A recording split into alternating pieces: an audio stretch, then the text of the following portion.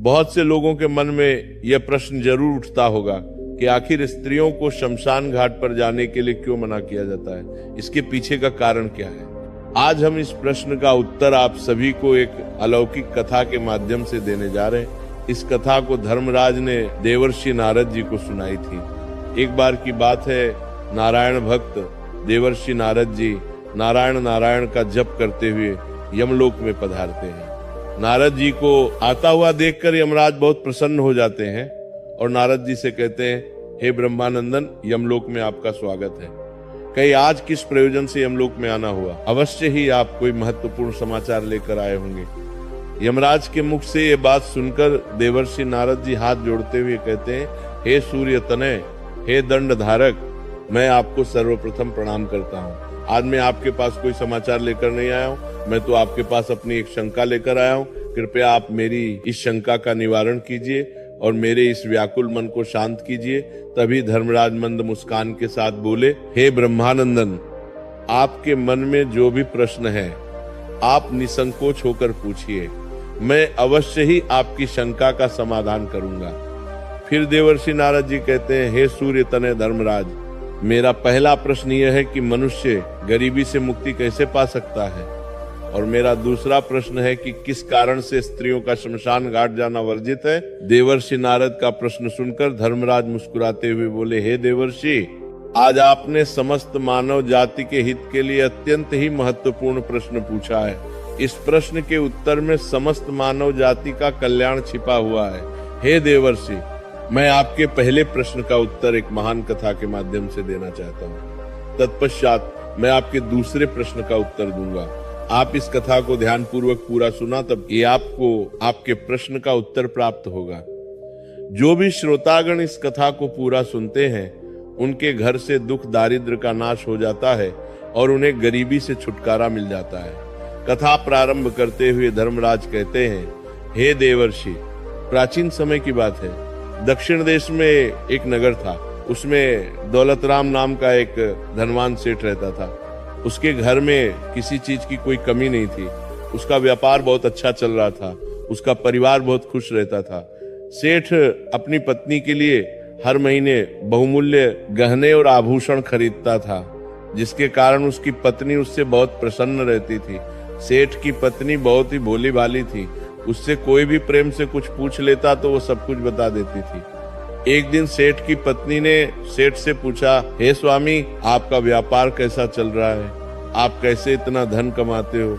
अपनी पत्नी का ऐसा प्रश्न सुनकर सेठ ने सारी बात बता दी। सेठ ने कहा, हे प्रिय, मैं अनाज का व्यापार करता हूँ। मैं गांवों में जाकर छोटे छोटे किसानों से अनाज खरीदता हूँ और उसे महंगे दामों में शहर में बेच देता हूँ, जिसके कारण मुझे अधिक धन की प्राप्ति होती है। अपने पति की यह बात जानकर सेठानी बहुत प्रसन्न हुई। उसने सोचा, मेरे पति तो बहुत ही बुद्धिमान है। यह बात तो सारे नगर वालों को पता होनी चाहिए कि मेरे पति कितना बुद्धिमान है, जिसके कारण वह इतना ज्यादा धन कमाते हैं। किसी ने सच ही कहा है कि स्त्रियों को बात पचती नहीं है, वह किसी न किसी रूप में अपनी बात कह देती हैं। वही हाल सेठ की पत्नी का था।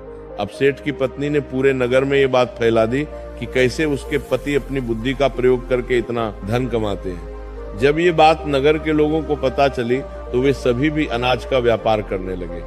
सेठ जो पहले कम दाम में अनाज खरीदता था, अब वही अनाज उसे महंगे दामों में खरीदना पड़ता था, क्योंकि अनाज खरीदना ये वालों की संख्या ज्यादा हो गई थी। अब सेठ को व्यापार में घाटा आने लगा। धीरे धीरे वो गरीब होता गया। सेठ का व्यापार डूबने लगा। ये देखकर वो बहुत चिंतित हो गया। उसे समझ में नहीं आ रहा था कि वो क्या करे। वो चुपचाप एकांत में बैठा हुआ था। तभी द्वार पर एक साधु महात्मा भिक्षा मांगने आते हैं। साधु महात्मा की आवाज सुनकर सेठ की पत्नी ने दरवाजा खोला और साधु महात्मा को प्रणाम किया। फिर साधु महात्मा ने सेठानी से कहा, हे पुत्री, क्या मुझे भोजन मिल सकता है? मैंने कई दिनों से भोजन नहीं किया है। तभी सेठ की पत्नी ने कहा, हे ब्राह्मण देवता, आप घर के अंदर पधारिए, आपका स्वागत है। उसने साधु महात्मा को बैठने के लिए आसन दिया। फिर वो बोली, हे ब्राह्मण देवता, आप प्रतीक्षा कीजिए, मैं आपके लिए भोजन बनाकर लाती हूँ। थोड़ी देर बाद वह साधु महात्मा के लिए तरह तरह के व्यंजन बनाकर लाई और साधु महात्मा को खाने के लिए दिया। साधु महात्मा ने भोजन किया, उसके बाद विश्राम करने लगे। तभी सेठ जी वहां पर आ गए और उन्होंने साधु महात्मा को प्रणाम किया और शांत भाव से उनके समीप बैठ गए। सेठ को इस प्रकार चिंतित देख साधु महात्मा ने कहा, हे पुत्र, क्या बात है? आप अशांत लग रहे हो, तुम्हारी चिंता का क्या कारण है? तभी सेठ ने कहा, हे ब्राह्मण देवता, मेरा व्यापार बंद होने वाला है, क्योंकि नगर में बहुत से लोगों ने अनाज का व्यापार शुरू कर दिया है, जिसके कारण हमें व्यापार में घाटा आ रहा है। इसलिए मैं इतना चिंतित हूँ। सेठ की बात सुनकर सन्यासी महात्मा ने एक लंबी सांस ली और सेठ से पूछा, बेटा, क्या आपने किसी को बताया था कि आप किस प्रकार अपना धन अर्जित करते हैं, किस प्रकार आप अपनी जीविका चलाते हैं? तब सेठ ने कहा, हे ब्राह्मण देवता, ये बात मेरी पत्नी ने मुझसे पूछा था। तब मैंने उसे बताया था कि मैं अनाज का व्यापार करके धन अर्जित करता हूँ। सेठ की बात सुना सन्यासी महात्मा पूरी बात समझ गए और सेठ से बोले, बेटा, आपने जीवन में बहुत बड़ी गलती कर दी है। आपको किसी से भी ये बात नहीं बतानी चाहिए थी, चाहे वो आपकी पत्नी ही क्यों ना हो। आगे सन्यासी महात्मा कहते हैं, हे पुत्र, आज मैं तुम्हें एक कहानी सुनाता हूँ। इस कहानी के माध्यम से ये बताऊंगा कि चाहे कितने भी सगे संबंधी हो, उन्हें ये 3 बातें कभी नहीं बतानी चाहिए। यदि आप इन तीनों बातों का पालन करते हैं तो गरीबी आपके आसपास भी नहीं भटकेगी। कहानी सुनाते हुए सन्यासी महात्मा सेठ से कहते हैं, हे पुत्र, प्राचीन काल की बात है। एक नगर में एक गरीब आदमी रहता था। वो इतना गरीब था कि अपने परिवार के लिए ठीक से भोजन भी नहीं जुटा पाता था। कहते हैं ना कि गरीबी मनुष्य के लिए एक अभिशाप के समान होती है। बिना धन के परिवार चलाना बहुत मुश्किल काम होता है। फिर सन्यासी महात्मा सेठ से आगे कहते हैं, हे पुत्र, वह गरीब आदमी जैसे तैसे अपने परिवार का भरण पोषण कर रहा था। कभी उनको भोजन मिल जाता था तो कभी भूखे पेट ही सोना पड़ता था। एक दिन उस गरीब आदमी की पत्नी ने कहा, हे स्वामी, कब तक हम इस गरीबी के दलदल में जिएंगे? कब हमें इस गरीबी से मुक्ति मिलेगी? हमारे पास तो इतना धन भी नहीं है कि हम भरपेट भोजन कर सके। ऐसे कब तक चलेगा? फिर उसने अपने पति से कहा, हे पतिदेव, आप धन कमाने के लिए शहर चले जाइए। पत्नी के बार बार कहने पर वह गरीब आदमी धन कमाने के उद्देश्य से शहर की ओर निकल पड़ा। वह जंगलों के रास्ते से शहर की ओर जाने लगा। चलते चलते वो एक जंगल में पहुंच गया। काफी लंबा सफर तय करने के कारण वो बहुत थक चुका था और उसे प्यास भी बहुत लग रही थी। वह जंगल में नदी की तलाश करने लगा। तभी उसे एक नदी दिखाई दी। वह नदी के पास गया और भरपेट पानी पिया और फिर से अपने गंतव्य स्थान की ओर चलने लगा। चलते चलते वो जंगल के बीचों बीच पहुंच गया। तभी उसे एक विशाल का युवट वृक्ष दिखाई दिया, जो अपने चारों ओर एक दिव्य आभा बिखेर रहा था। उसकी शाखाएं मानो आकाश को छू रही थी और उसकी जड़ें धरती को गहराई से बांध कर रखे हुए थी। उस वृक्ष के चारों तरफ एक शांत वातावरण था और ठंडी ठंडी हवा बह रही थी। वह बेचारा गरीब आदमी उस पेड़ के नीचे बैठकर आराम करने लगा। आगे की कथा सुनाते हुए सन्यासी महात्मा सेठ से कहते हैं, हे पुत्र, वह गरीब आदमी वटवृक्ष के नीचे आराम से लेटा हुआ था। तभी उसने देखा जंगल से एक विशालकाय सर्प आया और पेड़ पर चढ़ गया। वह गरीब आदमी ये दृश्य बहुत ही खामोशी से देख रहा था और मन ही मन सोचने लगा कि यह सांप इस वटवृक्ष पर क्यों चढ़ रहा है। उसके मन में यह जानने की उत्सुकता हुई और वह उस सांप के पीछे पीछे पेड़ पर चढ़ने लगा। तभी उसकी नजर पेड़ की डाल पर पड़ी, जिसके ऊपर तोता और मैना का घोंसला था। घोंसला में तोता और मैना के बच्चे रखे हुए थे। उस सांप को देखकर तोता और मैना के बच्चे डर के मारे चिल्लाने लगे। वो गरीब आदमी देखते ही समझ गया कि ये दुष्ट सांप इन बच्चों को खाने आया है। वो मन ही मन सोचने लगा कि यदि आज मैंने इस सांप से बच्चों की रक्षा नहीं की तो मुझे घोर पाप लगेगा। वैसे भी बच्चे तो बच्चे ही होते हैं, चाहे वे इंसान के हो या किसी पक्षी के। बच्चों की हमेशा रक्षा करनी चाहिए।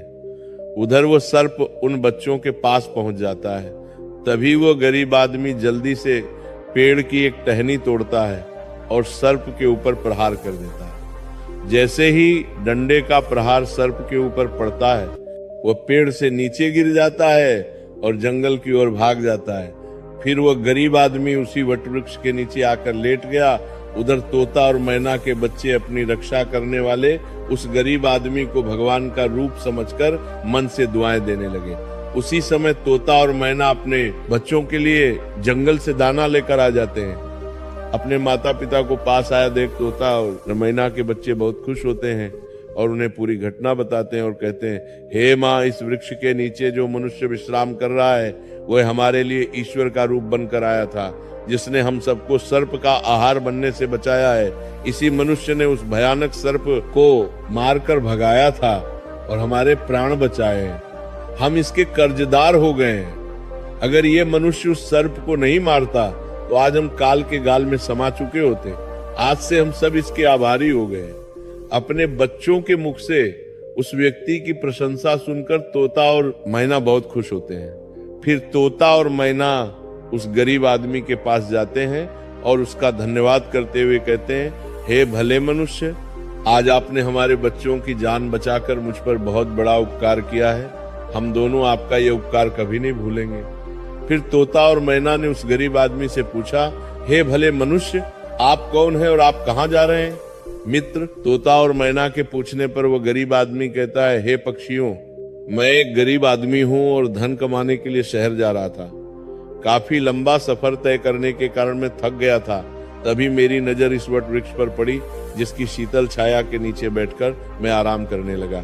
तभी मैंने देखा कि एक दुष्ट सर्प तुम्हारे बच्चों को खाने के लिए तुम्हारे घोंसले के पास जा रहा था। उसी समय मैंने अपने मनुष्य धर्म का पालन करते हुए उस सर्प को मारकर भगा दिया। फिर तोता और मैना बोले, हे भोले मनुष्य, तुमने हम पर बहुत बड़ा उपकार किया है। संसार में सबसे बड़ी खुशी बच्चों से होती है। बच्चों से अधिक प्रिय तो किसी को कोई नहीं होता।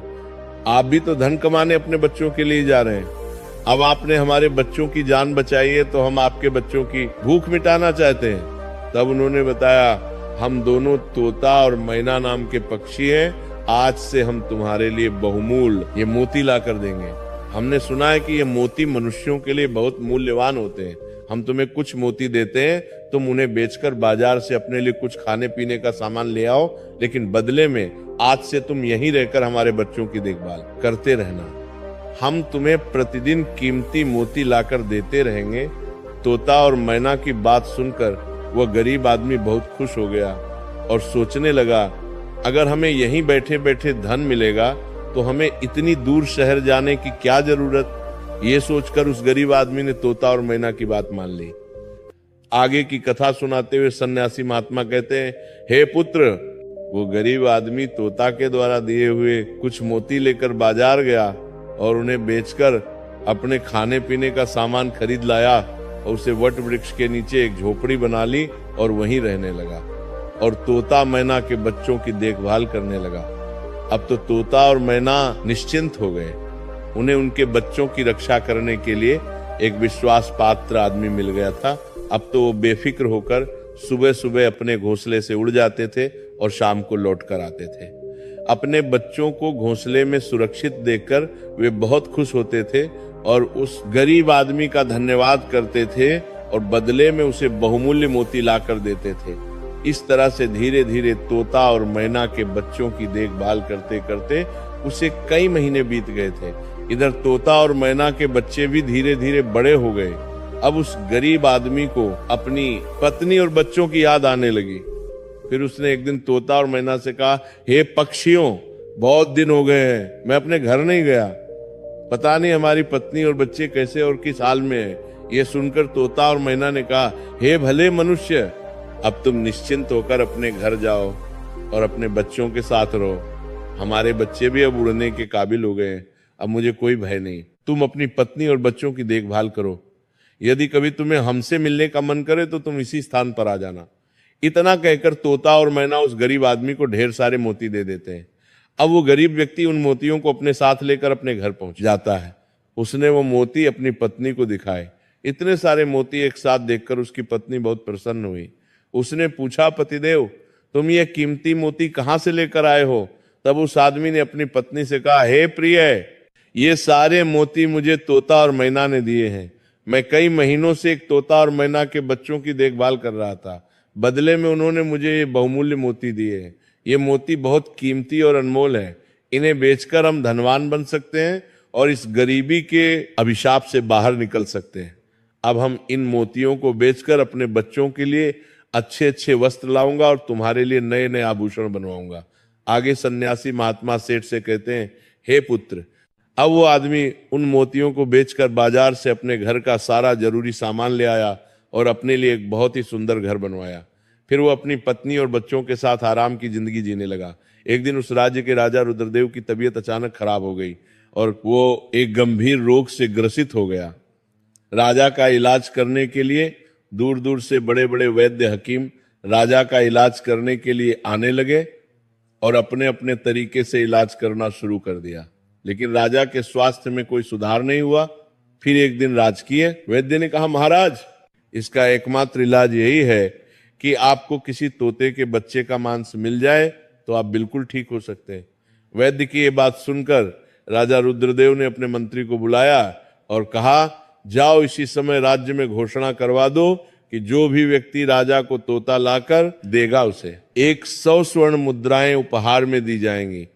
राजा के आदेशानुसार मंत्री ने सारे राज्य में घोषणा करवा दिया कि जो भी व्यक्ति महाराज के लिए तोता लेकर आएगा उसे उपहार में 100 स्वर्ण मुद्राएं दी जाएंगी। ये बात पूरे राज्य में हवा की तरह फैल गई। नगर के लोग तोते की तलाश में इधर उधर जंगलों में जाने लगे, लेकिन किसी को भी तोता नहीं मिला। अंत में सबके हाथ में निराशा ही आई। आगे की कथा सुनाते हुए सन्यासी महात्मा सेठ से कहते हैं, हे पुत्र, एक दिन उस गरीब आदमी की स्त्री अपने पड़ोस में कुछ स्त्रियों के साथ बैठकर बात कर रही थी। तभी बातों ही बातों में उन सबके बीच तोते की चर्चा छिड़ गई। तभी एक स्त्री उस गरीब आदमी की पत्नी से बोली, बहन, क्या तुम्हें पता है कि राजा किसी गंभीर रोग से ग्रसित हैं जिनके इलाज के लिए वैद्य ने एक तोता लाने के लिए कहा है। वैद्य के कहने पर राजा साहब ने तोते का बच्चा लाने का आदेश दिया है और साथ में यह भी कहा है कि जो भी तोते का बच्चा लेकर आएगा उसे वह 100 स्वर्ण मुद्राएं उपहार में देंगे। आगे वह कहती है, हे बहन, तोता लाना कोई आसान काम नहीं है। इतना ही आसान काम होता तो राजा के पास इतने सैनिक हैं, वह कब का ले आते हैं। जब उस गरीब आदमी की पत्नी ने यह बात सुनी कि राजा साहब बीमार हैं और उन्होंने घोषणा की है कि जो कोई उन्हें तोते का बच्चा लाकर देगा उसे वो उपहार में 100 स्वर्ण मुद्राएं देंगे, तो ये सुनकर वो बहुत खुश हो गई और उसने कहा, अरे बहनों, तोता लाना कौन सी बड़ी बात है। मेरे पति तो कई महीने तक तोता और मैना के बच्चों की देखभाल करके आए हैं, वह एक नहीं कई तोते ला सकते हैं। इतना कहने के बाद वो अपने घर चली गई।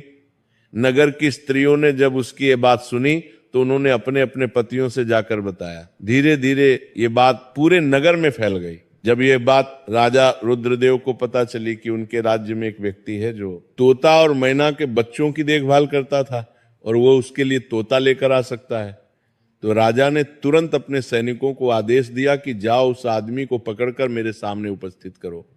राजा का आदेश पाकर राजा के सैनिक उस आदमी को पकड़कर राजा के सामने लाकर खड़ा कर देते हैं। राजा ने उससे क्रोधित होकर कहा, इतने दिनों तक तुमने मुझे तोता लाकर क्यों नहीं दिया? जाओ इसी क्षण तोता लेकर आओ। यदि तुम मेरे लिए तोता लेकर आओगे तो मैं तुम्हें उपहार दूंगा, परंतु तुमने छल करने की कोशिश की तो तुम्हें मृत्यु दंड की सजा मिलेगी। राजा की ये बात सुनकर वो आदमी घबरा गया और बोला, हे महाराज, आप मेरे प्राण ले लो पर मैं आपको तोता का बच्चा लाकर नहीं दे सकता। मैंने तो उनकी जान बचाई थी। एक रक्षक भक्षक कैसे बन सकता है? उसकी इस बात को सुनकर राजा रुद्रदेव उस पर क्रोधित होते हुए बोले, अगर तुमने हमारी बात नहीं मानी और तोता का बच्चा लाकर नहीं दिया तो हम तुम्हारी पत्नी और बच्चों को मरवा देंगे। आगे सन्यासी महात्मा सेठ से कहते हैं, हे पुत्र, मनुष्य सबसे ज्यादा कमजोर तब पड़ता है जब उसके बच्चों की सुरक्षा की बात आती है।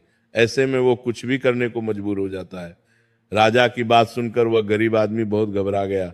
उसने सोचा कि अब मुझे किसी भी तरह तोते का बच्चा लाकर राजा को देना ही होगा। वो गुस्से में घर आया और अपनी पत्नी को डांटने लगा और बोला, तुमने ये क्या अनर्थ कर दिया? तुम्हें बिल्कुल भी समझ नहीं है हम क्या करते हैं और कहाँ जाते हैं। ये बात किसी को नहीं बतानी चाहिए, लेकिन तुमने तो ये बात नगर की स्त्रियों को बता दिया। तुम्हारी ये बात उसे दुष्ट राजा रुद्रदेव तक पहुंच गई। तुम ही बताओ मैं क्या करूं?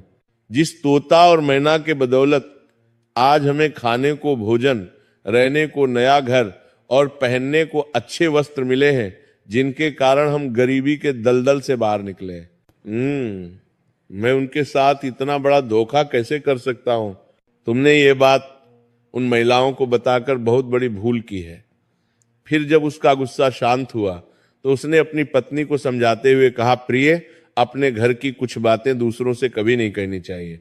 पहली बात, आपके घर में कितना धन है और आपकी कमाई का स्रोत क्या है, ये बातें दूसरों से कभी नहीं बतानी चाहिए। दूसरी बात, घर में आपसी प्रेम की बातें, पति पत्नी के प्रेम की बातें बाहर वालों के सामने नहीं करनी चाहिए। तीसरी बात, आपसी लड़ाई झगड़ा, मतभेद, मान अपमान की बातें कभी दूसरों के सामने नहीं करनी चाहिए, वरना लोग हमारी गुप्त बातें जानकर, हमारी कमजोरी को समझकर हमारा फायदा उठाते हैं। चौथी बात, अपनी कमजोरी दूसरों के सामने ना बताएं और अपनी उन्नति का राज किसी को ना बताएं। जिन बातों के कहने से आपके परिवार पर दुख आ सकता है। आगे सन्यासी महात्मा सेठ से कहते हैं, हे पुत्र, इन बातों के अतिरिक्त मनुष्य को उन बातों को अपनी स्त्री से नहीं बतानी चाहिए जिन बातों से घर की मान प्रतिष्ठा नष्ट होती हो, परिवार पर संकट आता हो, किसी की जान जाती हो, परिवार में फूट पड़ती हो या आपके रिश्ते खराब होते हो। क्योंकि कहते हैं कि स्त्रियों के पेट में इस तरह की बातें पचती नहीं है, वो बहुत जल्दी प्रसन्न होकर दूसरों के सामने सब बातें बोल देती हैं। आगे सन्यासी महात्मा कहते हैं, हे पुत्र, वह गरीब आदमी अपनी पत्नी से बोला, हे प्रिय, तुम्हारी ये एक गलती आज हमारे परिवार को मौत के मुंह में डाल रही है। यदि तुमने इस बात को छुपा लिया होता तो आज हम निर्भय होकर अपने घर में खुशहाल जीवन व्यतीत कर रहे होते। अब राजा की आज्ञा है तो तोता का बच्चा लाकर राजा को देना ही पड़ेगा। यदि मैंने उनके आदेश की अवहेलना की तो वो पूरे परिवार को मृत्यु दंड दे देंगे। इस पाप के लिए भगवान मुझे कभी माफ नहीं करेंगे। जिन बच्चों की मैंने इतने दिन देखभाल करी, जिन्हें मैंने काल के गाल से बचाया, अब मैं उन्हें किस प्रकार मौत के मुंह में डाल सकता हूं? तभी उसकी पत्नी कहने लगी, हे पतिदेव,